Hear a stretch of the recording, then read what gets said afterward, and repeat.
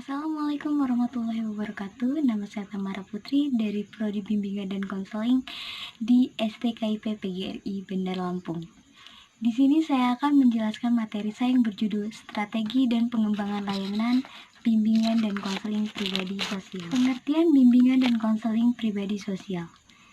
Bimbingan dan konseling pribadi sosial adalah usaha atau bantuan untuk peserta didik dalam menghadapi masalah-masalah pribadi dan sosial yang dialaminya seperti masalah dalam diri pribadi individu, konflik, dan pergaulan.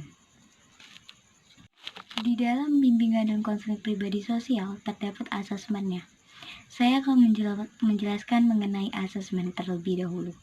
Asesmen merupakan suatu proses pengumpulan data, penganalisisan, dan menginterpretasikan data atau informasi tentang peserta didik dan lingkungannya mengenai kepribadiannya.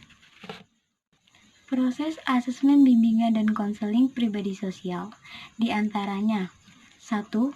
Pendekatan kepada klien, kedua perencanaan, ketiga melakukan observasi, yang keempat wawancara, yang kelima melakukan tes, yang keenam pengumpulan data, yang ketujuh hipotesis, yang kedelapan anamnesis, yang kesembilan laporan pemeriksaan, dan yang kesepuluh penyampaian hasil.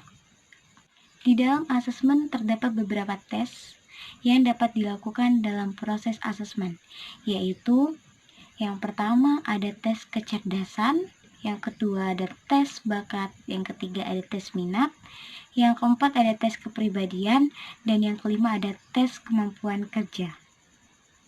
Setelah pengasesmenan, ada strategi dan implementasi program bimbingan dan konseling pribadi sosial. Yang pertama ada layanan dasar. Di dalam layanan dasar terdapat beberapa langkah. Yang pertama ada layanan orientasi.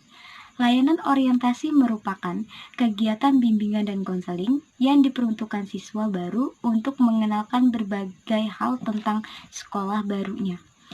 Ada juga layanan informasi berupa pemberian penerangan baik itu lisan maupun tulisan kepada siswa.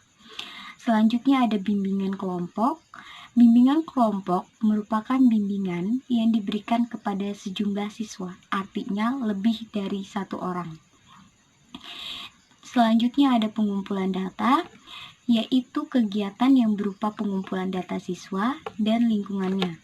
Selanjutnya ada bimbingan klasikal, artinya penyampaian bimbingan secara klasikal untuk membahas hal-hal umum yang perlu diketahui bersama. Setelah layanan dasar, lalu ada layanan responsif yang dapat dilakukan oleh konseling, yaitu pembahasan terhadap masalah konseli yang mengalami hambatan dan mencapai tugas perkembangannya. Lalu ada proses konsultasi, yaitu kegiatan yang dilakukan dengan cara berkonsultasi dengan berbagai pihak seperti guru, wali kelas, kepala sekolah, atau pihak lain di luar sekolah untuk membahas penyelesaian masalah siswa. Lalu ada kunjungan rumah. Kunjungan rumah merupakan upaya mendatangi rumah siswa untuk lebih memahami siswa dan terutama lingkungan rumahnya. Selanjutnya ada konferensi kasus, merupakan rapat bersama dengan beberapa pihak yang ada kaitannya dengan masalah yang sedang dihadapi konseling. Selanjutnya ada bimbingan teman sebaya. Bimbingan teman sebaya itu artinya bimbingan kepada teman sebayanya agar dapat menggali informasi dari teman sebayanya. Selanjutnya ada referral atau alih tangan, merupakan kegiatan yang dilakukan dengan cara memindahkan penanganan konseling kepada pihak lain. Contohnya, apabila masalah seorang konseli tidak dapat dihadapi oleh wali kelas, kepala sekolah, ataupun guru BK, kasus tersebut bisa dialih tangankan kepada kepolisian atau yang lainnya. Selanjutnya ada kolaborasi dengan pihak lain, yaitu menjalani kerjasama seperti dengan orang tua, komitmen sekolah, konselor di sekolah lain, maupun hal lain yang ada untuk kepentingan pemecahan masalah konseling. Setelah tadi kita bahas ada layanan dasar dan layanan responsif, lalu ada layanan perencanaan. Hal-hal yang dapat dilakukan ketika layanan perencanaan itu: 1.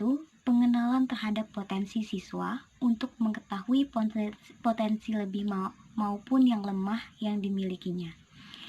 Lalu, pengenalan lingkungan, gunanya untuk mengetahui potensi dan peluang yang tersedia di lingkungan yang dapat dimanfaatkan bagi perencanaan hidup. Dan ada motivasi siswa, yaitu dorongan siswa-siswa untuk membuat perencanaan dalam hidupnya, meskipun global saja, agar aktivitas sehari-harinya memiliki arah yang jelas. Dan yang keempat ada dukungan sistem. Hal dari kegiatan yang dapat dilakukan yaitu seperti pengembangan profesi. Pengembangan profesi merupakan upaya untuk terus-menerus meningkatkan profesionalitas atau keahlian pelaksanaan bimbingan, terutama untuk konselor.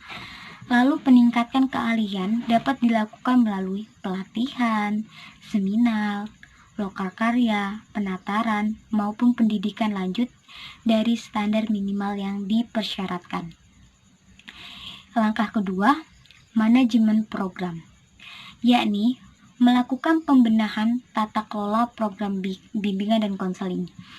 Pembenahan tata kelola ini berupa kejelasan pembagian tugas, sistem reward and punishment, promosi, jaminan hari tua, kerjasama dengan unit ataupun institusi lainnya. Kegiatan selanjutnya ada riset dan pengembangan, yaitu upaya untuk selalu melaksanakan inovasi dalam melaksanakan bimbingan. Penggunaan teknologi mutakhir seperti komputer bagi pelaksanaan bimbingan merupakan suatu keharusan. Demikian pula teknik-teknik dalam memberikan bimbingan harus selalu mengikuti perkembangan dan berkesesuaian dengan kebutuhan siswa. Jadi kesimpulan yang dapat saya berikan adalah dalam bimbingan konseling pribadi sosial, ketika seorang konselor ingin mencari tahu mengenai bimbingan konseling pribadi sosial, seorang konselor perlu berinteraksi langsung kepada individu yang akan dilakukan konseling. Karena kepribadian seseorang itu berbeda-beda dan tidak bisa disamakan oleh kepribadian lainnya. Baiklah, sekian presentasi yang dapat saya sampaikan. Mohon maaf apabila ada kesalahan kata, suara, ataupun gangguan lainnya. Saya akhiri. Wassalamualaikum warahmatullahi wabarakatuh.